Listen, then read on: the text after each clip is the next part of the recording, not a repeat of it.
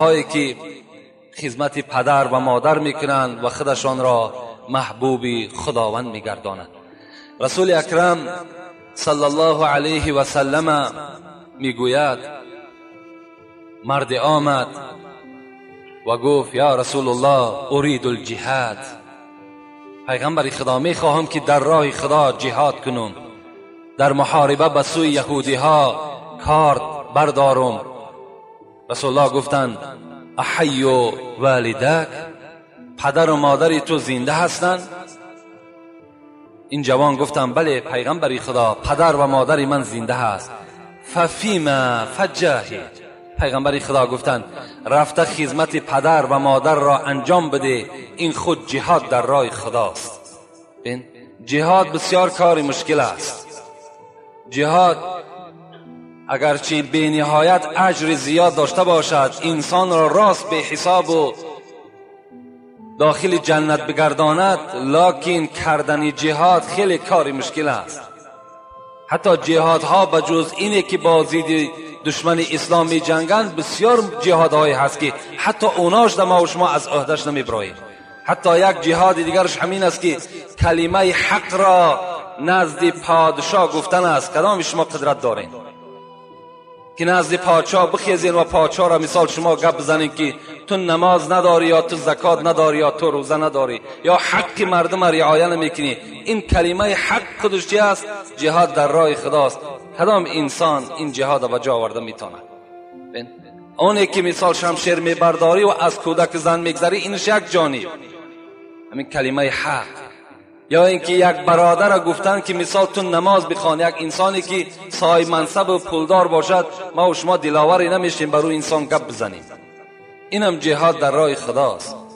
رسول الله گفتند پدر و مادر را در خدمت بکن، این جهاد در راه خداست و تو چی میگیری؟ بهترین مکافات که جنت است.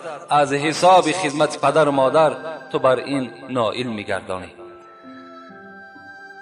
مرد دیگری آمد گفت یا رسول الله من احق الناس بالصحابتی، با کی از همه دیده هم صحبت تر شوم؟ با کدامش؟ با پدرم یا با مادرم؟ کدام اینها قطعی؟ کدام اینها حق بسیارتر بالای من دارند؟ رسول الله چی گفتند؟ امک. ثم من؟ قال امک. ثم من؟ قال امک. ثم من؟ قال ابوک. پیغمبر خدا را میگه پرسیدم، رسول اکرم گفتند مادرت از همه دیده حق بسیارتر بالای تو دارد. گفتم رسول اکرم بعد از این کی؟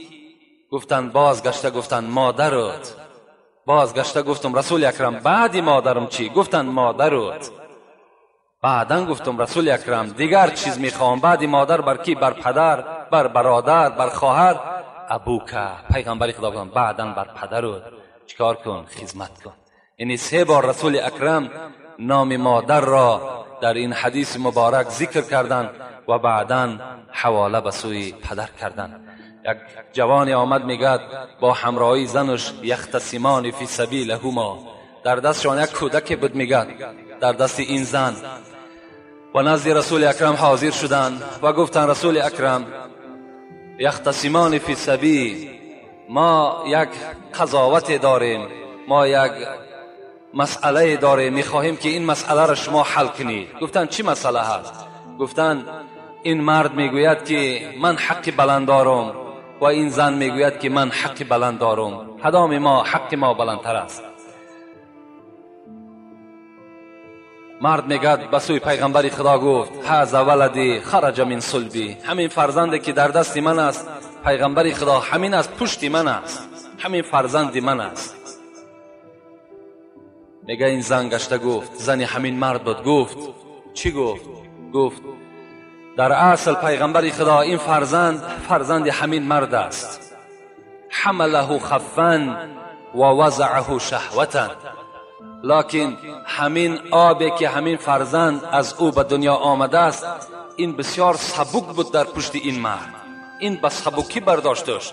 وقتی که در رحم من پرتافتش از حساب شهوت پرتافتش، لکن وضعته کرها وحملته کرها وارضعته حولین کاملین.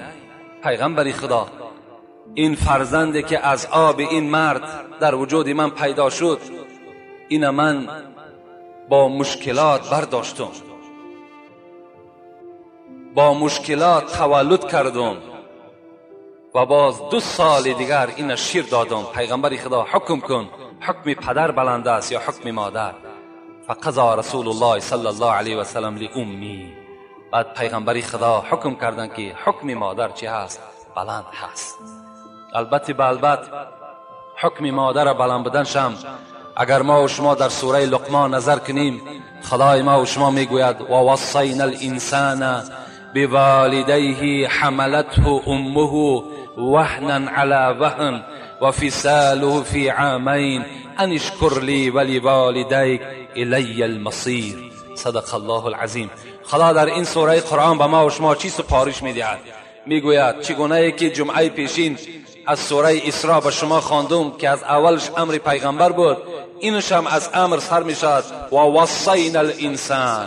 خدا میگوید وصیت کردیم فرزند انسان را، سپارش دادیم فرزند انسان را، امر کردیم فرزند انسان را، یا وظیفه گذاشتیم به گردن فرزند انسان. چه وظیفه گذاشتیم؟ که پدر و مادرش را احترام کند، پدر و مادر را احترام کند. حملته امه وهنا علی وهن. و فراموش نکند که این فرزندی که امروز به وای رسیده است، این همچنان در یک صورت کلان در دنیا از زمین مثل گندم نروید، بلکه این مادر در شکم خود برداشت. خدا میگه وهنا علی وهن، مشق علی المشق. صاحب تفسیر میگه یعنی مشکلات به مشکلات، روز به روز مشکلات بالای مادر زیاد میشد، ترا میبرداشت. حملته امه وهنا علی وهن و فصاله فی عامین. باز تو را 2 سال دیگر میگه خداوند شیر داد. ان اشکر لی ولوالدیک، من شکرانه مرا بجا بیار و بعد شکرانه من شکرانه پدر و مادرتم بجا بیار. و الی المصیر، فراموش نکن که بازگشت تو به سوی من است.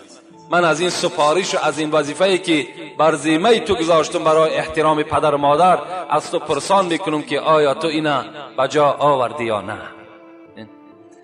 عبدالله ابن سلام در دوره‌های رسول اکرم میگن یهودی بود، لکن ایمان آورده بود. این کس وقتی که میگن بیمار شد، رسول اکرم همراه اصحابش در مسجد نشسته بودند و آمدن به پیغمبر خدا خبر دادن یا رسول الله، عبدالله ابن سلام در حالت نزع جان است و از شما بسیار تکلیف است که در تلقین کلمه شهادت حضرت اشتراک کنید. رسول اکرم از جا خیستند، همراه حضرت عمر، همراه حضرت علی، حضرت بلال خانه عبدالله ابن سلام رفتن نگاه کردن که البته سکرات موت خیلی مشکل است، جان دادن خیلی کاری مشکل است. نگاه کردن حال عبدالله خیلی وزنین است و کلمه شهادت بر زبان عبدالله ابن سلام هیچ دور نمیزند. رسول اکرم بلال را گفتند بلال از همسر عبدالله سوال کن، شوهر او در دنیا چگونه حیاتی خود سپری کرده است. بلال وقتی که از همسر این عبدالله سوال کرد، همسر عبدالله گفتند به خدا قسم عبدالله هیچگاه نماز خود در خانه نمیخواند مگر 5 وقت در نماز در مسجد جماعت از پشت رسول اکرم نماز میخوانده. روزی نبود که عبدالله خیر احسان در راه خدا نکنه. عبدالله اکثر وقت روزدار بودند. من نمیدانم که از عبادتهای خدا هیچ تنبلی ندارند. رمضان و ادیت الزکات و حججت البیت فماذا لی. صحبت هم یگذارین. پیغمبر خدا من 5 وقت نماز میخوانم، یک مرد گفت زکات میتم، مالدار هستم، روزه رمضان میگیرم و حج در راه خدا کردم، فماذا لی. حکم من صادر کن، من چگونه آدم هستم.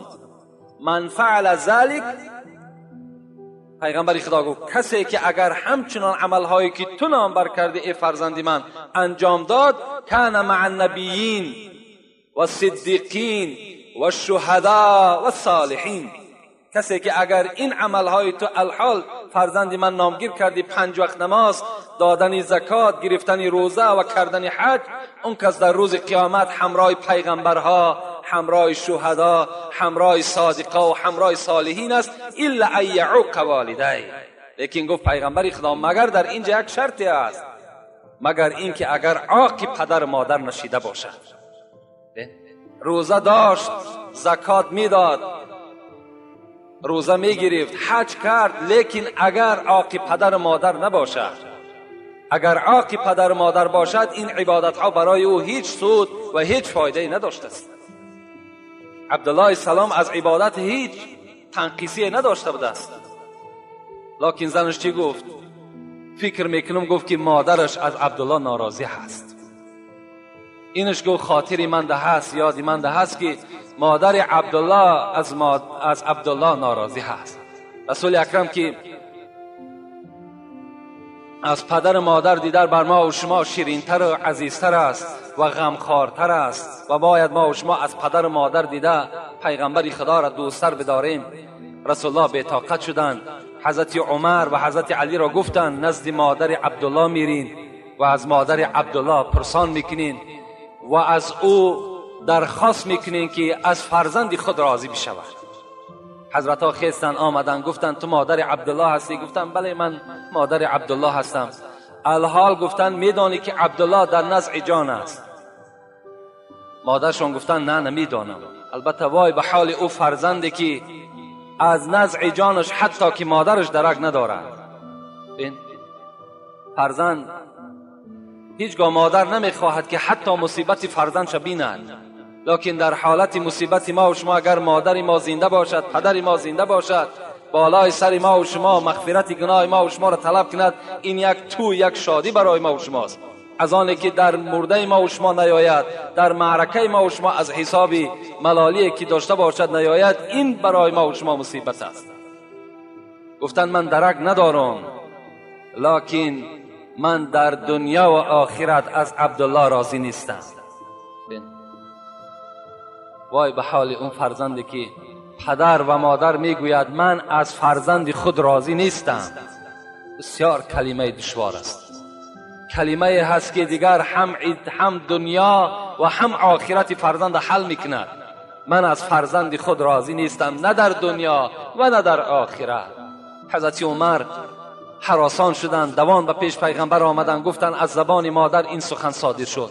رسول اکرم خود خستند، مادر را آوردن نزد عبدالله شیناندن، گفتند به چهره فرزند خود نظر کن، در حالتی هست که اگر تو راضی نشوی کلمه شهادت بر زبان این فرزند تو نمیگذرد و حال مشکلات مرگ این آسان نمی شود.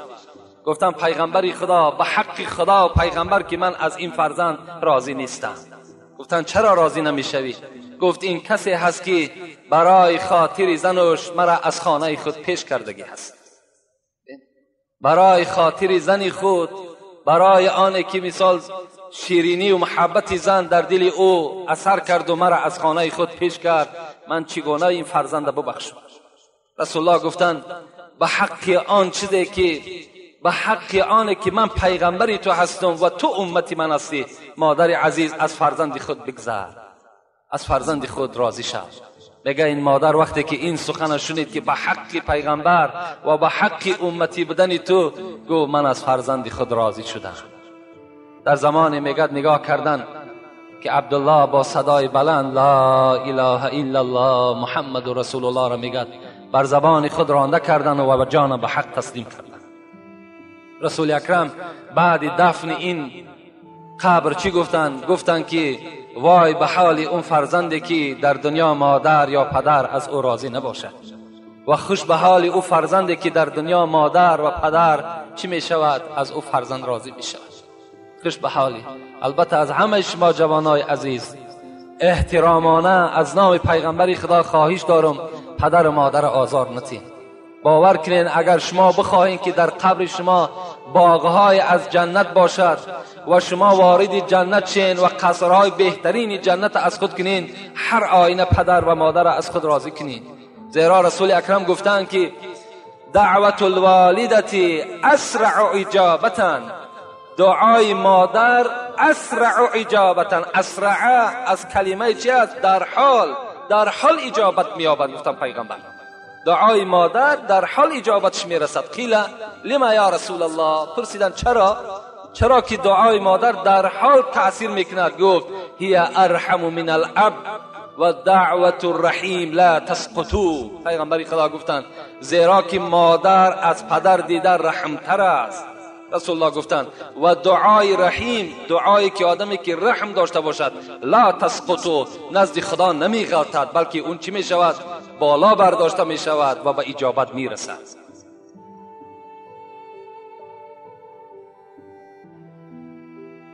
حضرت موسی در دل خود گذرانیدن پروردگارا برای ما جنت میگویی، نعمتهای جنت میگویی و من میدانم که پیغمبرهای تو همه وارد جنت میشوند، منم از آن جمله. لکن من در جنت همراه کی هستم؟ همراه کی هستم در جنت و همسایگی کی در من قرار دارم؟ خداوند ندا کرد موسی تو همراه یک قصاب در جنت سکونتی میکنی و هم صحبت بیشوی. حضرت موسی میگه در حیرت افتادن قصاب؟ گفتن بله، همراه یک قصاب تو در جنت همراه میشوی. حضرت گفتن اون قصاب کیست؟ گفتن در فلان شهر سکونتی میکند. حضرت میگه از مکان خود سفر کردن و بر آن شهر رسیدن، نگاه کردن که یک قصاب عادی هست، عملش مثل عمل همین آدمهای عادی هست، دیگر هیچ عملی نداره.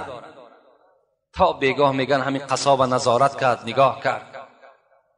بعد این میگه بیگاه که شد حضرت موسی خودش را معرفی نکرد، شناس نکرد، بلکه گفت مسافر آیا در خانه خود راه میدهی؟ ما مسافر هستیم.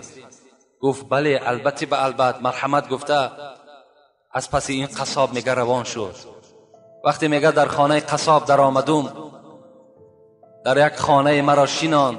البته اون وقتا این قصرها و این 3 ایتاژ و 5 ایتاژ خانه ها نبودن، مگر یک خانه یا 2 کلبه‌ای داشتن خلاص. میگه شیناند و حضرت پیش از آن که نزد من دسترخوان پرتاید و آنچه در خانه دارد پیشنهاد کند، اولا نگاه کردم، میگه در کنج خانه یک سبدی بود که پر از پخته بود و در داخلش میگه یک زنی خیلی برجا مانده افگار در داخل همون سبد بود. میگه حضرت میگه نزدیک شدن، با دست خود میگه طعام دراز میکردن، بر دهان او کس آب میدادن. وقتی که سیر شد میگه دستش میگه مادر برداشت، یک دعای داد میگه و قصاب میگه از خانه بیرون شد. وقتی میگه این قصاب از خانه بیرون شد، من نزد سبد حاضر شدم و گفتم مادر السلام علیکم، شما کی هستین؟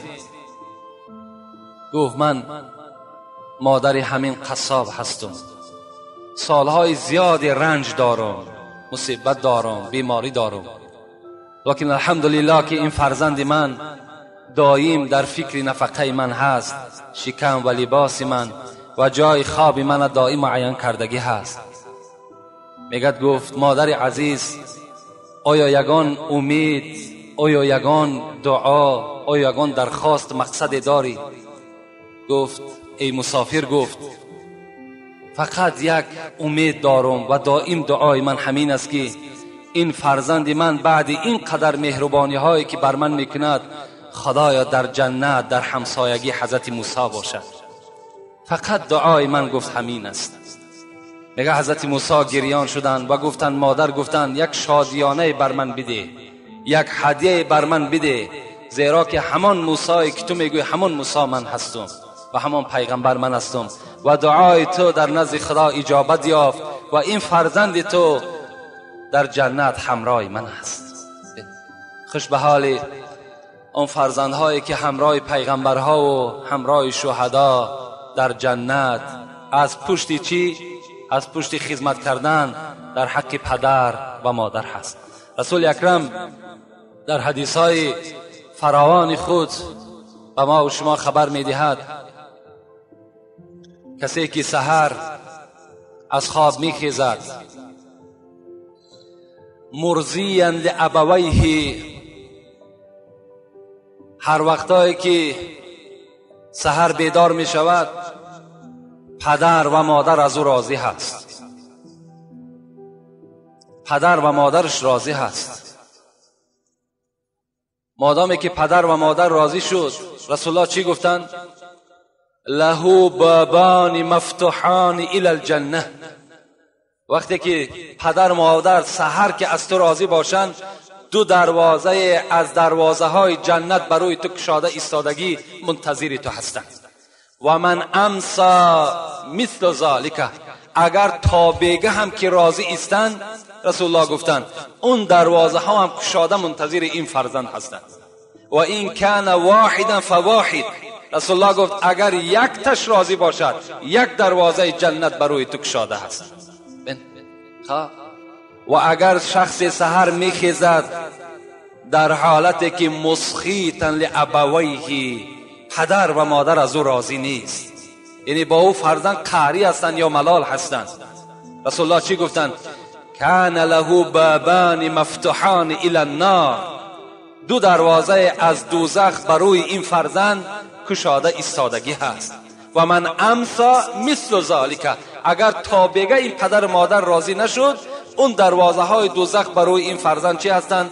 گشاده و منتظر این فرزند هستند. و این کان واحدا فواحد، اگر یکی همین هم غضبناک باشد، میگد ملال باشد، ناراضی باشد، یک دروازه دوزخ برای این فرزند منتظر است. لکن در دوام رسول الله چی گفتند؟ و این ظلما و این ظلما و این ظلما، 3 بار گفتند اگر چنده که پدر و مادر تو ظالم باشد، پدر و مادر تو ظالم باشد، پدر و مادر تو ظالم باشد، اگر چند پدر و مادر ظالم هم باشد، تو چیکار کن؟ تو خدمتی در حق پدر و مادر برای خود روا ببین و خدمت از اونها کنده نکن. زیرا خدا را بین در سوره همین لقمان و ما و شما چی میگوید؟ امروز بسیار جوانها میآیند پیش ما، سوال میکنم پدر من فلان گپ گفت، آیا من در همین گپ خلافی اگر پدرم کار کنم چی میشود؟ خیلی خوش به حالشون که سوال میکنن و جواب خودشون هم میگیرن. خداوند در قرآن به ما و شما تذکر میدهد، میگوید و این جاهداک علی ان تشرک بی ما لیس لک به علم فلا تطعهما و صاحبهما فی الدنیا معروفا. صدق الله العظیم. سوره لقمان است.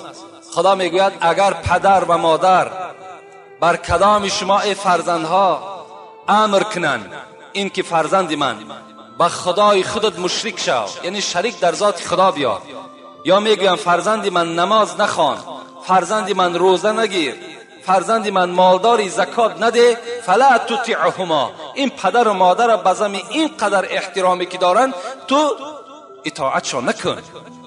در حالتی که به خدای خود گناهگار شدند پدر و مادر تا اطاعت نکن.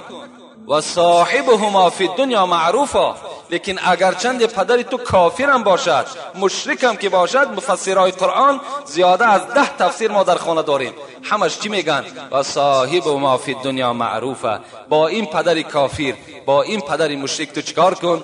معامله خوب کن، در حق اینها خدمت کن. و در بین باز چیکار میکنی؟ همون پدر و مادر دکتی وقتی خدمت کردی، مهربانی کردی، شاید که چیکار کند؟ شاید که این هم باز در دلش خداوند یک ترحم و در دلش خدا یک توفیق جایگیر کند و باز به سوی اسلام چیکار کند؟ رجوع کند از حساب خدمت شما. حتی حضرت موسی را میگوید در روایت ها میآید که وقتی که بالای کوه تور میرفت با خدای خود میگد نازیده گپ میزد، می نازید که ما با خدای خود چیکار میکنیم؟ یعنی سخن میگوییم. البته و کلم الله موسی تکلیما، این جای حقیقتش است، این یگان افسانه و یگان حکایه نیست، زیرا خدا میگوید که موسی از پیغمبرها کسی بود که همراه من صحبت میکرد، همراه من سخنرانی میکرد. حضرت موسی میگد بالای همون کوه تور میبرامد و بناز با خدای خودش چیکار میکرد؟ صحبت میکرد و احکام و ارکانها را می آورد بر امت خودش میرسانید. روز از روزها میگه حضرت موسی بالای همین کوه تور با خدای خود میگه راز میگفت. خداوند خطابش کرد، موسی گفت تا امروز اگر یاد داشته باشی تو به ناز گپ میزدی، مینازیدی، از امروز اعتباراً نزد خدای خودت با ادب باش، احتیاطانه گپ بزن، زیرا تا امروز مادری تو زنده بود از پسی تو دعا میکرد پروردگارا فرزند من وقتی که نزد تو میآید مبادا بنده هست یک لغزش میکند، سهو میکند، خدایا تو این را ببخش و بر این غضب نکن. امروز مادری تو از دنیا گذشت، دیگر تو ناز بردار نداری، نزد خدای خود با ادب باش، با احتیاطانه گپ بزن، زیرا یگانه کسی که دلپری تو بود و در حق تو دعا کن بود این مادری تو بود که از دنیا گذشت. خوش به حالی شما فرزندای عزیز، برادرای عزیزی که احترام پدر و مادر دارین. کدام شما اگر با پدر و مادر ملالم که باشین امروز چیکار کنین؟ رفته بعد شنیدن این سخنها اگر شما ایمان کامل داشته باشین، ترسی از خدا داشته باشین، باوری بر قبر روز قیامت داشته باشین، از پدرهای خود مادرهای خود عذرخواهی کنین، قدمهای اونها را بوسه کنین و اونها را احترام کنین. انشاءالله خداوند شما را چکار میکند؟ همه گناه شما را مغفرت میکند. حتی پدر و مادرم بعد بخشش فرزند انشاءالله باوری دارم که اونها یک صندوق رحم هستند، یک سیله رحم هستند، از فرزند در حال چکار میکنن؟ گذر میکنن و فرزند خودشان میبخشند. و از این بزرگها بایزید بسطامی هم که خیلی از اولیاهای متقدمین بود، حضرت هم از خدمت پدر و مادر به این درجات خیلی بالای رسیدن که قصه های این حضرت بایزید بسطامی در کتاب ها خیلی زیاد وارد شدگی است، مگر یک قصه ای که در حق پدر و مادر چگونه خدمت کردن. مولوی جنون در نظم های خود یادآوری میکند، میگوید چنین فرمود روز آن جگر ریش، چنین فرمود روز آن جگر ریش، زرنج و هم فتوحاتی رهی خیش. حضرت بایزید حکایه میکند که حضرت میگد روز این جگر سوخته راه خدا میگد یک از رنجهای خود، از خیلی مشقتهایی که در خدمت مادر کرده است روز حکایت کرد و به چی مکافات نائل شد. صحبت داشت که بودی مادرم در بستری خواب، که بودی مادرم در بستری خواب، دلش بیدار نامی ذکر وهاب، به بالای سری آن ام نائیم، به دستم کوزه پر آب قائم. حضرت بایزید بسطامی میگوید مادر من بیمار شد، بستری شد، افگار شد، دیگر قوت خیستن نداشت. من که فرزند او بودم، من که پیرو قرآن بودم، من که پیرو محمد بودم و از خدمت پدر و مادر که آگاه بودم، بر بالای سر این مادر خود میگد ایستاده بودم که مادرم فریاد زد فرزندم آب بیار. آمدم میگد به دستم کوزه پر آب قائم، آمدم تا آب آوردم که مادرم خواب برده است. کوزه را داشتم در دستم، زی وهمی که مبادا آب گوید، زی وهمی که مبادا آب گوید، مرا در جستن آبش بجوید.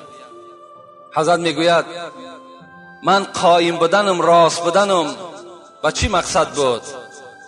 با مقصدی که شاید که مادرم آب بگد اگر مرا غافل بیابد یا مرا نیابد. چنان کردم در آن شب انتظارش، دو دستم خسته شد دل انتظارش. چنان همان شب میگد برای من مشکل آمد که در دستم کوزه خود قایم راست ایستادگی، دو دستم میده شد دل بی قرارش، دلم بی قرار می شد، دست ها مانده می شد. با وقتی صبح شد از خواب بیدار، که بودی تشنه لب آن آب تیار. حضرت میگوید صبح شد، میگد همان قایم ایستادن من، فرمان خدا مرا نگذاشت که من در جای خود بشینم، بلکه همان کوزه میگه در دستم ایستاده. نگاه کردم مادرم وقتی صبح میگه از خواب بیدار شد، که بودی تشنه لب آن آب تیار. و مجرد میگه بامداد که بیدار شد، آب گفت، آب درازش کردم، بنوشید آب گفت ای نیک فرزند، نیاسایی دم تو ای جگربند. البته مادر است، غمخوار است. وقتی آب گفت نگاه کرد فرزندش راست ایستادگی هست، گفت ای نیک فرزند، ای فرزندی که دنیا و آخرت تو آباد است، نیاسایی دم تو ای جگربند. چرا تو یک دم آسایش نکردی؟ چرا یک دم راحت نکردی؟ شبی تاری دراز کوزه بر دست، شبی تار دراز کوزه بر دست، چرا ننشسته ای شیدای سرمست؟ میگه حضرت گفتن مادرش که ای شیدای سرمست، ای دوستی خدا، این شبیت راست تو همین بالای پا قرار داشتی و این کوزه در دستی تو بود؟ میگه حضرت چی گفتن؟ که گفت از ترس آن که آب گویی، که گفت از ترس آن که آب گویی، اگر غافل شوم هر سو بجویی. گفت از خاطر آن من بالای سر تو ای مادر قرار داشتم، که مبادایی که اگر یکی آب میگفتی دویم باره من خواب میشدم، کی بر تو آب میداد؟ ز تأخیرم ملال آید به خاطر، ز آزارت به جانم میرسد تیر. اگر تأخیر میکردم از تأخیر کردنم میترسیدم، اگر آبت نمیدادم بر جان من صدها تیر مصیبت و مشقت آمده میرسی. از این خاطر گفت حضرت چیکار کردم؟ من بالای پای خود راست ایستادم و خدمت تو را یک شب انجام دادم. از آن دلیابی او در سحرگاه، کشاده شد دری اسرار الله. حضرت مولوی میگوید مادامی که دلیابی کرد، مادامی که بر مادر خود خرسند یعنی خدمت کرد، درهای اسرار الهی کشاده شد و میسر شد مراد دل و حکمت، شدم مستغرق فیضان رحمت. وقتی که میگد که اسرار، درهای اسرار که کشاده شد، چیکار کرد؟ فیض خداوندی، رحمت خداوندی بالای من همون شب ریخت و من بر این اولیاگی و به این درجات هایی که رسیدم همه از حساب چی بود؟ از حساب پدر و مادر خدمتش بود. حتی که همین سلطان ویس قرنی که ما و شما داریم، همین حضرت هم از خدمت مادر به این درجات رسیدند که رسول الله خود حضرت سلطان ویس قرنی را ندیدند، لکن به اصحاب خود فرمایش دادند که ابو بکر تو هم سلطان ویس قرنی را نمی بینی، لکن عمر تو بر او چکار میکنی؟ تو بر او رو پرو میشوی. این از معجزه های پیغمبر بود که در حدیث های صحیح پیغمبر میگذرد. تو کسا میبینی و اون کسا چکار کن؟ از سلطان ویس قرن تو دعا طلب کن، تو دعا طلب کن. که وای گفتن رسول اکرم وای از کجا میشناسیم؟ گفتن کفی دستش سفید است، یعنی کسل های سفید شده باشد، کفی دستش گفتن سفید است. از این گفتن شما حضرت سلطان ویس قرنی را میشناسید، از او دعا طلب کنید.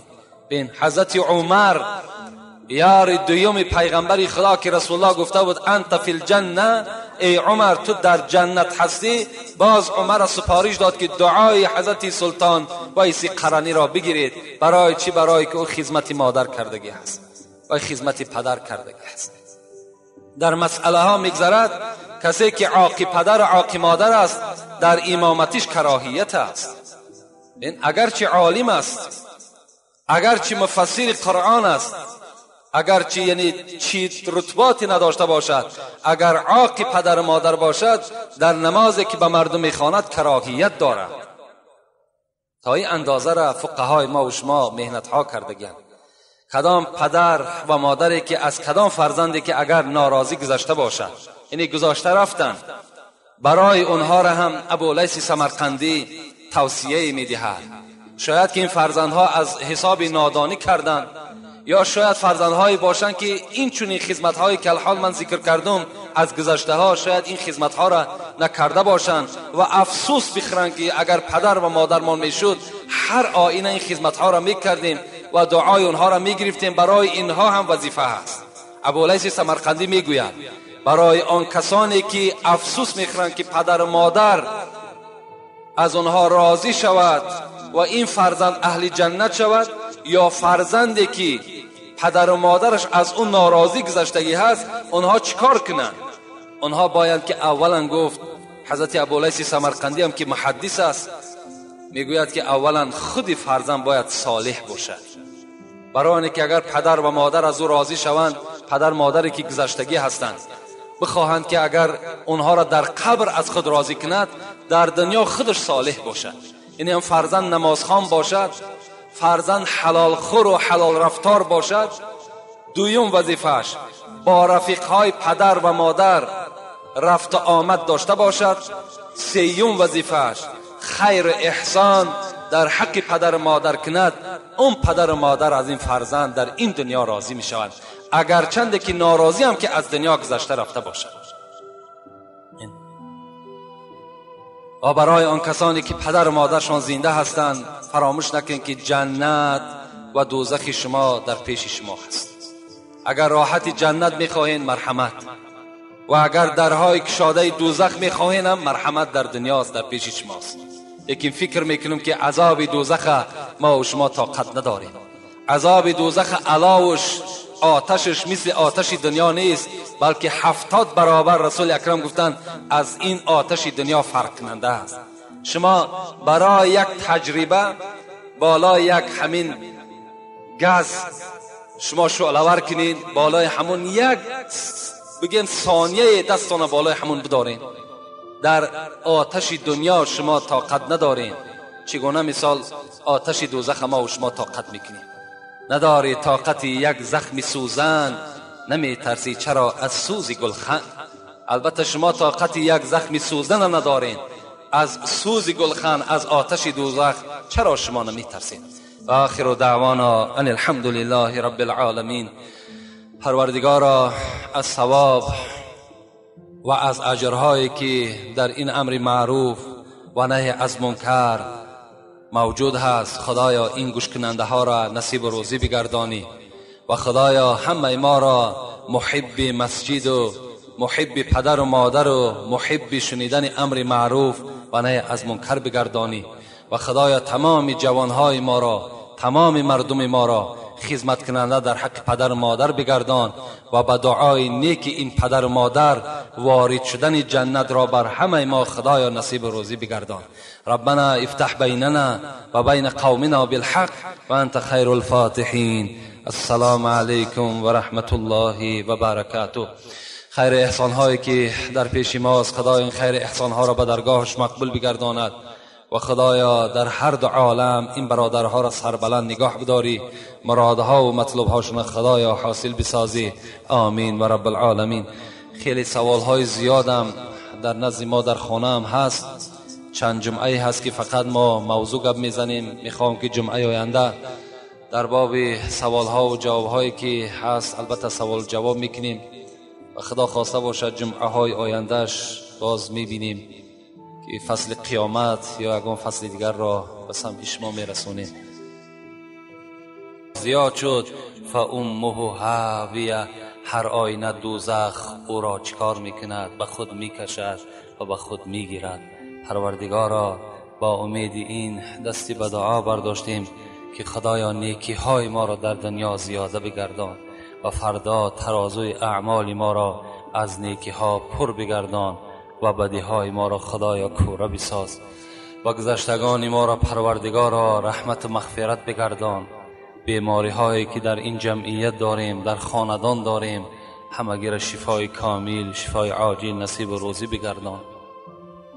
مرادها، مطلبها، مقصودهای نیکی که در دل داریم، خدایا با فضل کرم خود همگی را برآورده خیر بگردان. ربنا افتح بیننا و بین قومنا بالحق و انت خیر الفاتحین برحمتك یا ارحم الراحمین. موعظه‌ای که جمعه پیشین داشتیم در باب احترام پدر و مادر بود و البته خیلی موضوع جالب و موضوع خیلی لازمم برای همه ما و شما هست.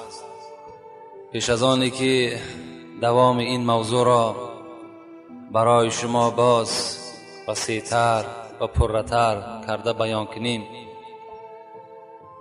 اولا حدیثی از پیغمبر خدا را برای شما تحلیل میکنم. رسول اکرم صلی الله علیه و سلم میفرماید: من استيقظ من نومه و قلبه معلق بالمسجد فكأنما احیا لیلة القدر. پیغمبر خدا فرمودند کدام از امت من هر آینه سحر از خواب بیدار می شود و در دل او معلق بالمسجد، در دل او نیتی هست، اراده هست، مقصد هست. چی مقصد است؟ این که امروز من نمازهای خود را در مسجد ادا میکنم. هرگاهی که اگر امت من با این نیت از خواب بیدار شود و بعد بیدار شدن در دلش و ارادهش همین مقصد و همین نیت را جایگیر بسازد، رسول اکرم چی گفتند؟ هدیه اینه، مکافات آن کسی که سحر با مقصد در مسجد نماز با جماعت خواندن یا 5 وقت نماز همان روزه را در مسجد ادا کردن، رسول الله هدیهش گفتند که فکأنما احیا لیلة القدر، همچنان است که با این نیت نیکش ثوابش ثواب همان عبادت شب قدر را نائل می گردد. لیلة القدر خیر من 1000 شهر. خدا در قرآن می گوید شب قدر عبادتش با چی برابر است؟ یک شب عبادت شب قدر به 1000 ماه در راه خدا عبادت کردن انسان نائل می گردد. یک نیت سحر که شما به نیت مسجد در جاگه خواب خود یا بیرون از جاگه خواب خود نیت میکنید، خداوند 1000 ماه عبادت را در نامه اعمال هر کدام شما کتابت میکند. خوش به حال آن برادرانی که در مسجدهایی که در محله و شهرهای خود دارند با این مقصد سحر بیدار میشوند، طهارت میکنند، از نماز جماعت بامداد سر کرده تا خفتن نمازهای 5 وقته را در مسجد ادا میکنند. بعد این چی میشود؟ بعد این خداوند بر این ثواب و بر این مکافات بنده را نائل میگرداند.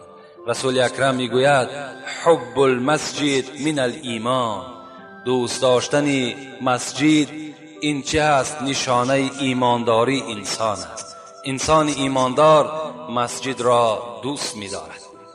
رسول الله حدیث های بی نهایت زیاده در باب محبت بر مسجد و آمدن ما و شما به سوی مسجد، بی نهایت حدیث های زیاده از رسول اکرم روایت شده است.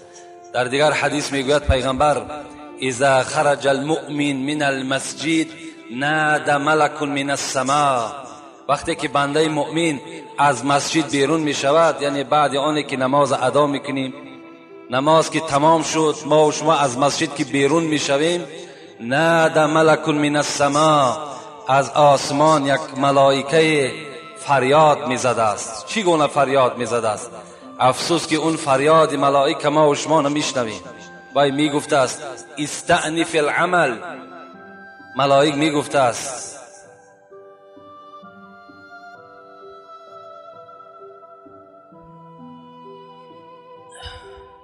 من خرج مؤمن من المسجد نادى ملك من السماء يا ولي الله استأنف العمل فإن الله قد غفر لك ما تقدم من ذنبك. پیغمبر خدا گفته بود است هرگاهی که بنده مؤمن از مسجد بیرون می شود ملائکه از آسمان فریاد می زده است.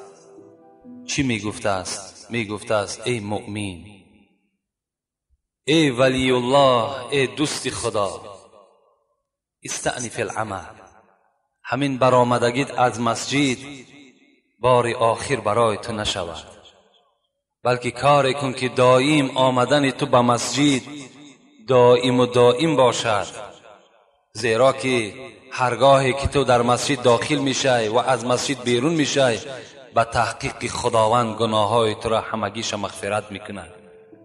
که ام ولدته امو، مثل مادری که فرزند تولد میکند که هیچ گناهی در او نیست، مثل همون ما و شما در حالت داخل شدن مسجد و از مسجد بیرون شدن این مکافات نائل میشویم.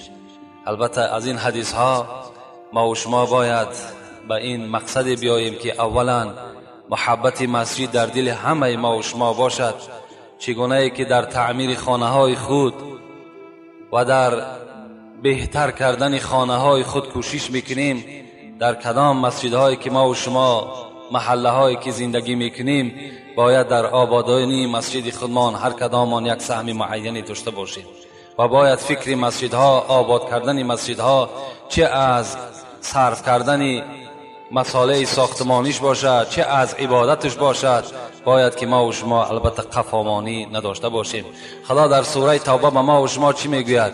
انما یعمر مساجد الله من آمن بالله و بالیوم الاخر و اقام الصلاة و آتوا الزکات ولم یخش الا الله فعسى اولئک یکونوا من المهتدین. در سوره توبه در آیت از 18 این سوره چی میگوید؟ خداوند میگوید با درستی این که مسجدهای ما را، خانه های ما را که ها آباد میکنند؟ کسانی که ایمانی بر خدا دارند، ایمانی بر روز قیامت دارند، ایمانی به پیغمبر دارند. اینها کیا هستند؟ کسانی هستند که آباد کننده این مسجد هستند. خداوند در دوامش گفت ولم یخش الا الله، و اینها کسانی هستند که از کسی نمیترسند بجز از خدا. فعسى اولئک یکونوا من المهتدین. اگرچند که عسا در معناش به معنای رجا میاد، امید میآید، لکن ابن کثیر میگوید در هر جای قرآن که معنای عسا آمد این به معنای وجوب است، یعنی البته به البته کسانی که آباد کننده مسجد هستند خداوند اینها را در روز قیامت نجات میدهد. خوش به حال اون برادرانی که امروز در نمازهای جماعت و یا در عمارتهای مسجد کار میکنند، سهم خودشان نگذاشتگی هستند. یک ام محجون گفتگی یک زن سیاه پوستی بود، میگه در دوره های رسول اکرم و دائم کار این مادرمان رفتن همون مسجد بود، خس و خاشاک مسجد از مسجد بیرون میکرد. روز از روزها میگه رسول اکرم به قبرستان گذر کردند و با بین همون قبرستان نگاه کردند که یک تازه قبر دیدن، یک قبر نو. گفتن که یاران من این قبر کی است؟ گفتن این قبر ام محجون است. گفت همان کسی که مسجد ما و شما را میروفت تازه میکرد؟ گفتم بله. گفتم برای چی در جنازه اون کس ما را دعوت نکردین؟ صحابه گفتن پیغمبر خدا روز گرم بود و ما نخواستیم که شما را آزار دهیم و در این روزهای سخت و گرمی شما را بیرون از خاندان کنیم. از این خاطر ما خود تکفین و تجهیز این مادر را بجا آوردیم و در بهترین صورت او را بر قبرستان برده گراندیم. رسول الله گفتند اصحاب من شما فراموش نکنین که بر کدام جنازه که من جنازه کنم و در روز قیامت از شفاعت من برخوردار میگردد و هر یک مرده که در این محله و دیار می شود البته مرا بر بالای جنازه اون کس خبر دهید. گفته رسول الله چیکار کردند؟ به سوی اصحاب این چنین امر کردند و بعدا میگه به سوی همون قبر گشت، گفت ام محجون آیا کدام کار دنیایی برای تو در قبر فایده آور شد؟ رسول اکرم صدا را میشنیدند و داخل قبر را میدیدند. میگد مدت ایستاد. اصحاب میگد که رسول اکرم هم سکوت کردن. بعد مدت به سوی من گشت، گفت مادرمان ام محجون به سوی ما ندا کرد که مسجد می رفتم، مسجد تازه می کردم، دایم در آبادی مسجد بودم و همین سبب شد که من از فتنه های قبر نجات یافتم. و رسول اکرم گفتند خوش به حال اون بنده ای که در آبادانی مسجد سعی و کوشش دارد. در این باب البته گپ های زیاد در فضیلت مسجد موجود است و ما هم نو الحمدلله که این مسجد هفته گذشته اگرچه در چشم شما میرسد نمیرسد، خیلی خراجات زیاد و خیلی یک 4 روز یا 5 روز در این داخل کار کردن، خراجات های زیاد کردن و این تعمیر دیوال ها همه از قسم بیرون از نو شد، سفید کرده شد، درها همه رنگ کرده شد و دیگر بعضی کارهای دیگر هم البته هست. انشاءالله از فردا با سر میکنن. خدا خواسته باشد باز در نیت برای آبادانی در پهلوهای مسجد برای بهبود کردنش هم نیت ها هست. لیکن برادرها در اینجا یک قسم برادرها خراجات ها کردن. انشاءالله در حدشون دعا میکنیم. بعدا موضوع مانده شروع میکنیم. برادر اکای جمشیدمان 60 سامانی، حاجی خالوف که البته خدمت اولشان نیست، چندین بارها باز هم گفته و ناگفته 1150 سامانی. برادرمون شیرعلی 2 قطی ایمولسیا دادن. محب الله 50 پیاله و 2 قطی لک دادن. حاجی تورعلی 130 سامانی دادن. حاجی طلبیشا 50 سامانی دادن. برادرمون آدینشا 50 سامانی دادن. شریف خان 20 سامانی داد. حاکم برادرمون 25 سامانی دادن. و اینجا برادرها خدمت کردن، یاردمچی ها در استان اکای فیضلی که خیلی اونم خدمتش در همین مسجد زیاد است، با همراه اکای داستی و قلاوری همین مسجد، فرزندای اکای داستی و دیگر برادرها در اینجا سعی و کوشش زیاد کردن، یعنی خدمت جانی هم کردن اگرچه پولی هم نکرده باشند. و یک برادر میگه در بازار در یک چاینی که برای همین مسجد خریدند و خدمت ها در آوردن این مساله ها کردن. خدایا این همگی را عمر دراز و تنی صحت و خاطر جمع خدا نصیبشان بگردانی. و خدای مهربان چگونه ای که رسول اکرم گفتند من بنا مسجدا لله بنا الله قصرا فی الجنه، حدیث ترمذی است. پیغمبر خدا گفت کسی که در مسجد، کسی در دنیا از برای خدا مسجد را آباد میکند یا سوم برای مسجد روانه میکند، خداوند قصر در جنت برای او بنا میکند. خدایا برای این برادرانی که خیر احسان کردند، خراجات ها کردند، بهترین قصرها را خدایا برای اینها بنا بسازی و عمر دراز و تنی صحت خدا نصیب و روزیشان بگرداند.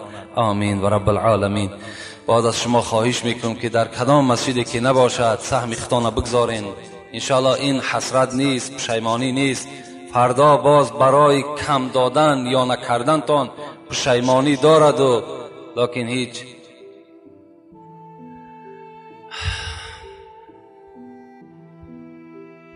عبدالله ابن مسعود می آید حدیث سألت النبی ای العمل احب الى الله تعالی. حضرت عبدالله ابن مسعود می گوید از پیغمبر خدا سوال کردم پیغمبر خدا کدام عمل از همه دیده محبوبتر و شیرینتر و خوبتر به سوی خدا هست؟ رسول اکرم میگه گشته گفتن الصلاة علی وقتها. 3 عملی هست گفتن پیغمبر خدا که دوست داشته ترین عمل به سوی خداوند هست. گوش می اندازیم کدام عمل هاست که این عمل ها را خدا دوست می دارد. وقتی که خدا که اون عمل دوست داشت، ما و شما بر همون عمل اگر چنگ می زدیم، ما و شما را خداوند چکار میکند؟ دوست می دارد. یکم رسول اکرم گفتند نماز در وقتش ادا کردن این یکی از عملهایی هست که خدا این دوست می دارد. امروز اکثر سوالهایی که در ما می شود 30 دقیقه بعد شام و 35 دقیقه بعد شام و 40 دقیقه بعد شام نماز خفتن بخوانیم جایز است یا نه؟ نه، البته جایز نیست. بین امروز فتوای علمای ما و شما تا 1.5 ساعت اجازت دادن که بعد شام شما میتونین که بعد 1.5 ساعت نماز خفتنتان ادا کنید. مادامی که حکم علماست در گردن ما و شما، واجب است اطاعت کردن او. اطیعوا الله اطیعوا الرسول و اولو الامر منکم. اونا اولو الامر هستند در ما و شما، باید که اطاعت کنیم. اگر چی مثال در 40 دقیقه و 35 دقیقه نماز خواندی، اون نماز هم نمی شود و اون عمل در نزد خدا محبوب هم نیست، دوست داشته شده هم نیست و خداوند محتاج نماز تو هم نیست. از این خاطر از همه شما خواهش میکنم بین همون یک امت اساسی شیم، بین یک نماز بخونیم که از اون نماز ما و شما در نزد خدا یک برکات و یک ثواب در نامه اعمال ما و شما شود. اون نمازی که سراستی موار ما و شما میخونیمش، نمازی که بی طاقتانه ما و شما میخونیمش، و چگونه نماز میشود؟ بین یک شخص آمد داخل مسجد در آمد، نماز خواند. رسول اکرم چی گفتند نماز را از سر بخوان. خیستند امر پیغمبر خدا را بجا آوردن، باز خیستند باز خواندن. رسول اکرم گفتند از سر نماز بخوان. باز خواندن، 3 بار تکرار شد. رسول الله گفتند باز نماز از سر بخوان. گشته گفتند رسول اکرم من دیگر از این دیده زیادتر نمیدانم، چه هست معنی نماز من؟ رسول الله گفتند که اعبد الله کأنک تراه فإن لم تکن تراه فإنه یراک. خدا را چنان عبادت بکن که خدا همچنانه که خدا را تو میبینی، و اگرچنده که خدا را تو نمیبینی لکن خدا تو را میبیند. خدا را همچنان عبادت کن. اصلی فإنک لم تصلی. از سر بخوان نماز، زیرا اینکه تو نماز نخواندی. برای چی بود؟ برای پیغمبر خدا نگاه کرد که بسیار تیز رکوع میکرد، تیز سجده میکرد، مثل همون مرغ دانچینی که هست در کتاب ها می آید. امروز اکثری ما و شما همچنان نماز داریم، تیز نماز ادا کنیم، لیکن این نماز در نزد خدا هیچ قدر قیمتی ندارد. رسول الله گفتند دوست داشته ترین عمل به سوی خدا چی بوده است؟ نماز در وقت خودش خواندن، نماز در وقتش ادا کنیم. نمازی که در وقتش نباید، شناختن وقت خودش فرض است. اگر در وقتش نماز نخواندین نماز نمی شود. من سراسیمه گفته در ساعت 12 شما پیشین بخونین، من سراسیمه گفته در ساعت 4:30 سحر بامداد بخونین. اینا وقتش نیست. هر یک چیز به خودش وقت دارد. شناختن وقت این فرض است. دویم عملی که رسول اکرم گفتن خداوند دوست می‌دارد این چی است؟ بر الوالدین، خدمت کردن در حق پدر و مادر. اینم یکی از عمل‌های هست که خدا و پیغمبر خدا این عمل را دوست می‌دارد. سوم عملی که خداوند دوست می‌داشته است الجهاد فی سبیل الله. پیغمبر خدا گفت جهاد، محاربه با دشمن‌های خدا کردنم خداوند و پیغمبر او دوست می‌دارد.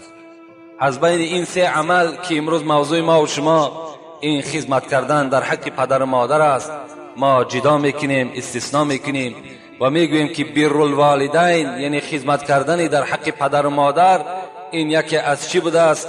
یکی از عملهای بوده است که خدای ما و شما این عمل را دوست می‌داشت. خوش به حال آن فرزندهایی که خدمت پدر و مادر میکنند و خودشان را محبوب خداوند میگردانند. رسول اکرم صلی الله علیه و سلم میگوید مرد آمد و گفت یا رسول الله اريد الجهاد. پیغمبر خدا میخواهم که در راه خدا جهاد کنم، در محاربه به سوی یهودی ها کارت بردارم. رسول الله گفتند احی والدک، پدر و مادر تو زنده هستند؟ این جوان گفتند بله پیغمبر خدا، پدر و مادر من زنده هست. ففیما فجاهد. پیغمبر خدا گفتند رفته خدمت پدر و مادر را انجام بده، این خود جهاد در راه خداست. جهاد بسیار کار مشکل است. جهاد اگرچه به نهایت اجر زیاد داشته باشد، انسان را راست به حساب و داخل جنت بگرداند، لکن کردن جهاد خیلی کار مشکل است. حتی جهادها بجز اینه که با ضد دشمن اسلام می جنگند، بسیار جهادهایی هست که حتی اوناش در ما و شما از عهدش نمی براییم. حتی یک جهاد دیگرش همین است که کلمه حق را نزد پادشاه گفتن است. کدام شما قدرت دارین که نزد پادشاه بخیزین و پادشاه را مثال شما گپ بزنین که تو نماز نداری یا تو زکات نداری یا تو روزه نداری یا حق مردم را رعایت نمیکنی؟ این کلمه حق خودش چی است؟ جهاد در راه خداست. کدام انسان این جهاد را به جا آورده میتونه؟ اونی که مثال شمشیر میبرداری و از کودک زن میگذری، اینش یک جانب همین کلمه حق. یا اینکه یک برادر را گفتن که مثال تو نماز بخوان، یک انسانی که صاحب منصب و پولدار باشد، ما و شما دلاوری نمیشیم برای انسان گپ بزنیم. اینم جهاد در راه خداست. رسول الله گفتن پدر و مادر را در خدمت بکن، این جهاد در راه خداست. و تو چی میگیری؟ بهترین مکافات که جنت است. از حساب خدمت پدر و مادر تو بر این نائل میگردانی. مرد دیگری آمد گفت یا رسول الله من احق الناس بالصحابتی، با کی از همه دیده هم صحبت تر شوم؟ با کدامش؟ با پدرم یا با مادرم؟ کدام اینها قطعی؟ کدام اینها حق بسیارتر بالای من دارند؟ رسول الله چی گفتند؟ امک. ثم من؟ قال امک. ثم من؟ قال امک. ثم من؟ قال ابوک. پیغمبر خدا را میگد پرسیدم، رسول اکرم گفتند مادرت از همه دیده حق بسیارتر بالای تو دارد. گفتم رسول اکرم بعد از این کی؟